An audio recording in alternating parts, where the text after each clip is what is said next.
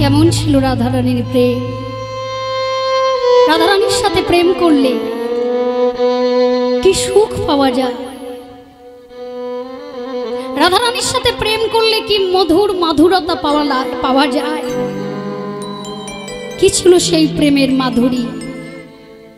এই তিন বাঞ্ছা গোবিন্দে বৃন্দাবনে পূরণ হয়নি, তাই তো এই কলিযুগে এলেন সেই তিনটি বাসনা পূরণ করার জন্য। এই কলিযুগে গৌর অবতার বললেন নন্দসুত বলে জানে ভাগবতে সেই প্রভু অবতীর্ণ চৈতন্য চৈতন্য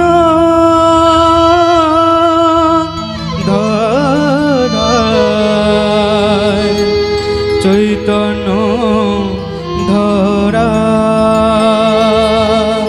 যিনি চৈতন্য হয়েছেন তিনিই তো সেই নন্দসুত হরি। আজ কলিযুগে এসে প্রত্যেকটি জীবকে শিক্ষা দিয়ে বলছেন, ওহে কলির জীব তোমরা নাম করো। এই নামই হলো আমাদের একনিষ্ঠ জীবের সর্বসার বস্তু হরিনাম। এই হরিনাম সংকীর্তন তোমরা যদি না করো, তোমরা যতটুকু পেয়েছো সব হারিয়ে ফেলবে। এই হরিনামে করলে তোমাদের ত্রিতাপ জ্বালা থেকে তোমরা মুক্তি পাবে, আধ্যাত্মিক আদি ভৌতিক আদি দৈবিক জ্বালা থেকে তোমরা প্রত্যেকে মুক্তি পাবে। তবে নাম করার মতো করতে হবে। নাম করলে এই মনের মধ্যে অন্য কোনো চিন্তা ভাবনাকে আনলে নাম পরিপূর্ণ হবে না, তখন আমাদের নামটা হয়ে যাবে নাম ভ্রষ্ট। সদ্গুরুর চরণ আশ্রয় করে সেই গুরুদেব আমাদের যে নামটা দেবে, সেই নামটা দিবানিশি যদি আমরা এক মনে এক ধ্যানে গাইতে পারি, নামের দায়িকা শক্তি আমাদের প্রত্যেকটা শক্তিকে হারিয়ে দেবে। নিতাই গৌর হরি। তাই বললেন জীব নাম আমাদের সম্বল, সেই নামটাকে প্রত্যেককে আশ্রয় করতে হবে। তাই আসুন প্রত্যেকে করে করে তালি দিয়ে আমরা গাইব মন্ত্রের শ্রেষ্ঠ মন্ত্র, মহামন্ত্র। হরে কৃষ্ণ কৃষ্ণ কৃষ্ণ হরে হরে, হরে রাম রাম রাম হরে হরে। সবাই কৃষ্ণ হরে কৃষ্ণ কৃষ্ণ কৃষ্ণ হরে হরে, হরে রাম রাম রাম হরে হরে। হরে কৃষ্ণ কৃষ্ণ কৃষ্ণ কৃষ্ণ হরে হরে, হরে রাম রাম রাম হরে হরে। হরে কৃষ্ণ কৃষ্ণ কৃষ্ণ কৃষ্ণ হরে হরে, হরে রাম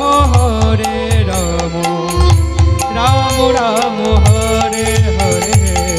বললেন এই নাম আমরা কেন করব? নাম করলে আমাদের কি হবে? এই নামের মধ্যে কি আছে যে আমাদের নামটা করতে হবে, আশ্রয় নিতে হবে? বললেন শোনো, এই নামটা করলে তোমাদের কি হবে জানো? এই নামের মধ্যে কি আছে জানো? যে নামে শ্রী কৃষ্ণ ভজনিষ্ঠা করি, নামের সহিতে আছে আপন স্মৃতি। যেই নামে শ্রী কৃষ্ণ ভজনিষ্ঠা করি, নামের সহিতে আছে আপনা শ্রীহরি। কৃষ্ণ নাম কৃষ্ণ নাম হরে মধুর, যে জন কৃষ্ণ ভজে সেই বড় চতুর। কৃষ্ণ নাম বড় মধু, যে জন কৃষ্ণ ভজে সে বড় চতুর। কৃষ্ণ নামে ভজি আরে সবে মিছে, পালাইবার পথে জমে গেছে পিছে। কৃষ্ণ নামে ভজি আর সব মিছে, পালাইবার পথ নাই জমে আছে পিছে। কৃষ্ণ নামে ভজি আরে সবে মিছে, পালাইবার পথে জমে গেছে পিছে। কৃষ্ণ নামে ভজি আর সব মিছে, পালাইবার পথ নাই জমে আছে পিছে। সবাই মিলে করে তালি দিয়ে একসাথে বলুন, হরে কৃষ্ণ কৃষ্ণ কৃষ্ণ হরে হরে, হরে রাম রাম রাম হরে হরে। হরে কৃষ্ণ কৃষ্ণ কৃষ্ণ হরে হরে, হরে রাম রাম রাম হরে হরে। হরে কৃষ্ণ কৃষ্ণ কৃষ্ণ হরে হরে, হরে রাম রাম রাম হরে হরে। হরে কৃষ্ণ কৃষ্ণ হরে হরে, হরে রাম রাম রাম হরে হরে।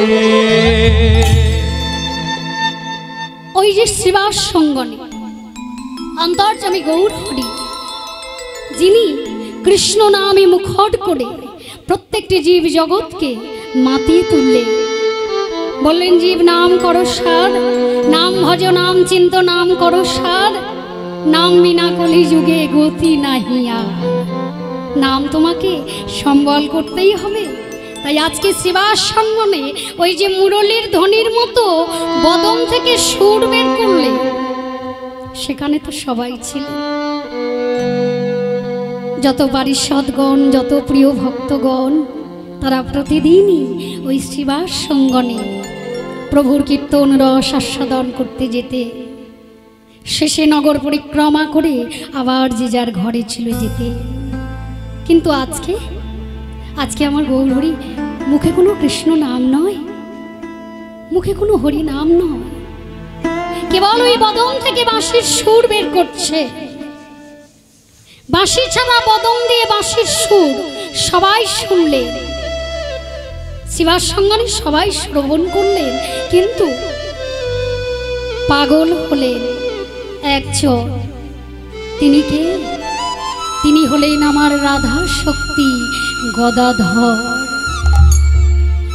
ওই মুরলীর মতো করে ধ্বনি বদন থেকে শ্রবণ করে রাধা শক্তি গদাধর, যিনি রাধারানীর শক্তি নিয়ে এই কলিযুগে আবির্ভাব হয়েছিলেন, তিনি হলেন রাধা শক্তি গদাধর। দেখতে একেবারে রাধারানীর মতো সেই প্রিয় গদাধর পাগল হয়ে গেলে গৌর হরির ওই বদন দিয়ে বাঁশি বাজানো শুনে সবার মধ্য থেকে ছুটে এলেন গৌর হরির পাশে। কেমন করে গো? ওই দেখো, ওই যে আসছে। শুনিয়া মুরলী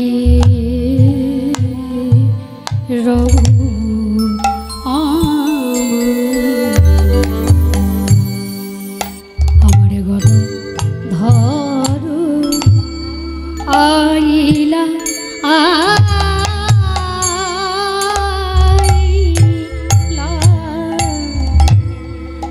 শুনিয়া মুরলী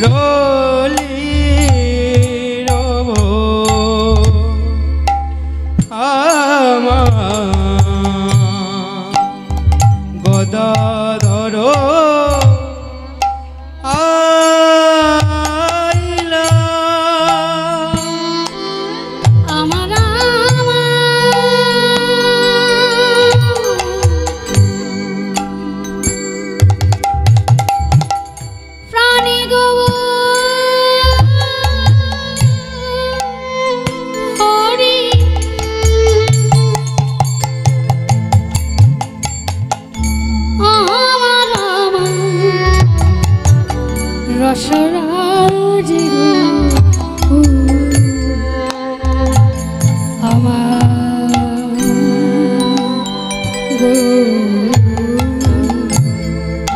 শুনিয়া মুরলীর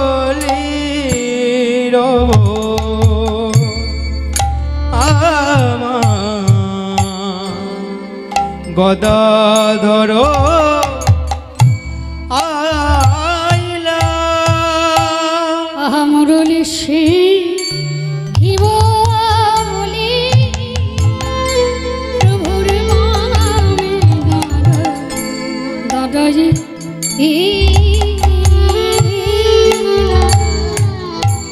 ওই না মুরলী সে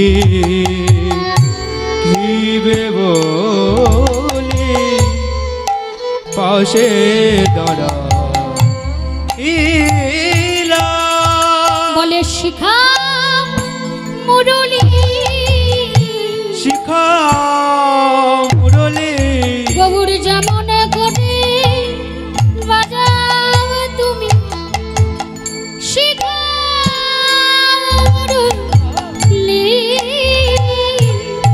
ওই না যেমন করে বাজাও তুমি শিখাও মুরলী যেমন করে বাজাও তুমি শিখাও মুরলী যেমন করে বাজাও তুমি শিখাও মুরলী মুরলী সে হিবে বলি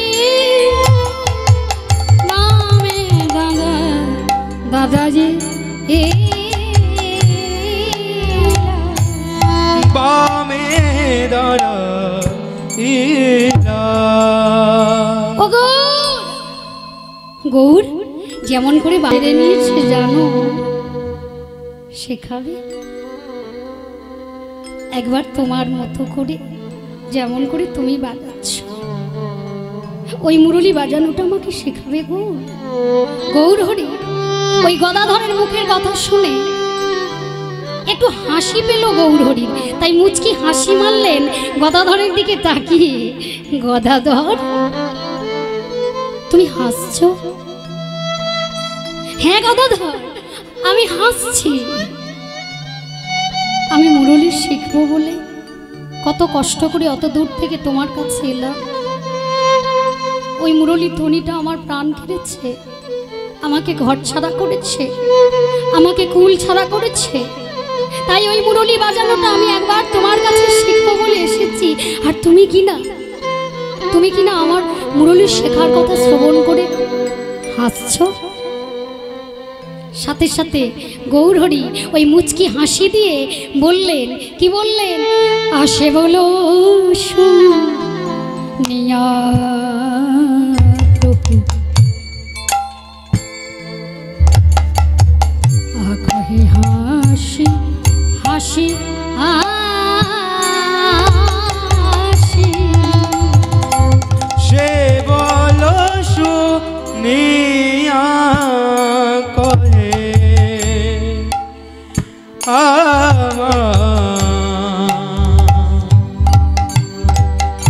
কহে হাসি হাসি আগে শিখো না গো রানী পরে শিখো বাসি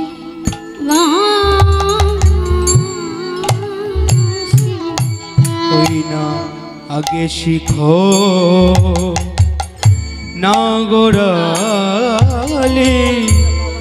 পরে শিখো বাঁশি দাঁড়াও গৌর আমি বাঁশি বাজাবো হাত দিয়ে ধরে ওই বাঁশির ছিদ্রে বদন দিয়ে ফু দেব বাঁশিটা ওই বদনের ফুঁতে বাজবে আর তুমি বলছো নাগরালি নাগরালি মানে কি বলো গৌরহরি নাগরালিটা আবার কি বললেন ও গদাধর তুমি এত বোঝো এত জানো নাগরালি মানে কি জানো না ও মায়েরা আপনারা জানেন বুঝি নাগরালি মানে কি গো হ্যাঁ জানেন তাহলে বলে দিন নাগরালি মানে কি আজকে গদাধর বুঝতে পারছে না, গৌরহরি বলছে নাগর আলী। আগে কি শিখবো নাগর আলী? নাগর আলী মানে কি আমরা জানি না, গদাধরও জানে না। জানিয়ে দিলেন কে? না আমার গৌরহরি। নাগর আলী মানে কি জানো? ও গদাধর শোনো শোনো, আগে ভালো করে দাঁড়াতে শেখো। আগে ভালো করে দাঁড়াতে শিখো। ভালো করে দাঁড়াতে শেখো। ভালো করে দাঁড়াতে শিখো। আরে দাঁড়াও দাঁড়াও দাঁড়াও, ভালো করে দাঁড়াতে জানবো মানে বাঁশিটা ধরবো হাত দিয়ে, আর বাঁশির রন্ধে ছিদ্রে বদন দিয়ে ফু দেবো, তাতে আবার দাঁড়াতে জানার কি আছে? বলে জানো গদাধর, তুমি হয়তো আমার কাছে মুরলিটা শিখলে, বাঁশি বাজানো শিখে তুমি বাজাচ্ছ, কোনো অনুষ্ঠানে তুমি বাজাচ্ছ, তুমি হাতে ধরেছো বাঁশি, বদনের দিয়ে ছিদ্রে ফু দিয়ে বাজাচ্ছ, তুমি একভাবে দাঁড়িয়ে বাজাচ্ছ, তোমার সম্মুখে অগণিত ভক্ত, তোমার আশেপাশে অগণিত ভক্ত, তোমার পিছন দিকে অগণিত ভক্ত, সবাই তোমার বাঁশিটা শ্রবণ করবে বলে এসেছে, আর তুমি কিন্তু শুধুমাত্র একভাবে একদিকে দাঁড়িয়ে ওই সামনের দিকে বদন করে বাঁশিটা বাজাচ্ছ। যারা তোমার সামনে বসেছে তারা সবাই আস্বাদন করছে তোমার বাঁশি, তারা তোমাকে দর্শন করছে তথা আস্বাদন করছে, কিন্তু যারা তোমার আশেপাশে আছে, যারা তোমার পিছন দিকে আছে, তারা শুধু শ্রবণ করতে পাচ্ছে, তাদের দর্শনটা ভালো হচ্ছে না। আপনারাই বলুন বাবা ও মা, আশেপাশে পিছনে ভক্ত যদি থাকে, শুধুমাত্র সামনের দিকে দাঁড়িয়ে কীর্তন করলে যারা আশেপাশে আছে, যারা পিছনে আছে, তাদের কি ভালো লাগে? তাদের শুধু আস্বাদনটা হয় কিন্তু দর্শনটা হয় না, তাদের ভাব মূর্তি, প্রেম মূর্তিটা দর্শন করা যায় না। তাই আজকে গদাধরকে গৌরহরি বুঝিয়ে বলে দিলেন, আগে ভালো করে দাঁড়াতে শিখো। ভালো করে দাঁড়াতে শিখো। ভালো করে দাঁড়াতে শিখো রে মুরলি লয়ে। ভালো করে দাঁড়াতে শিখো অধরে মুরলি লয়ে। ভালো করে দাঁড়াতে শিখো অধরে মুরলি লয়ে। ভালো করে দাঁড়াতে শিখো অধরে মুরলি আহা ভালো করে দাঁড়াতে। অধরে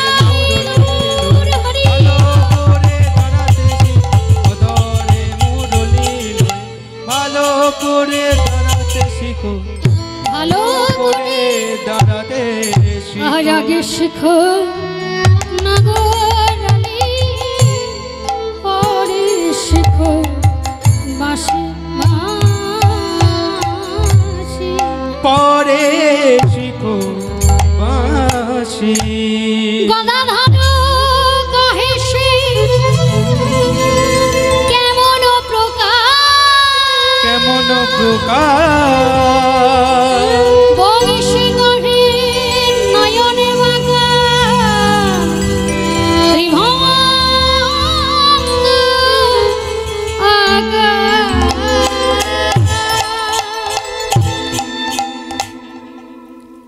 বংশী কহে নয়নে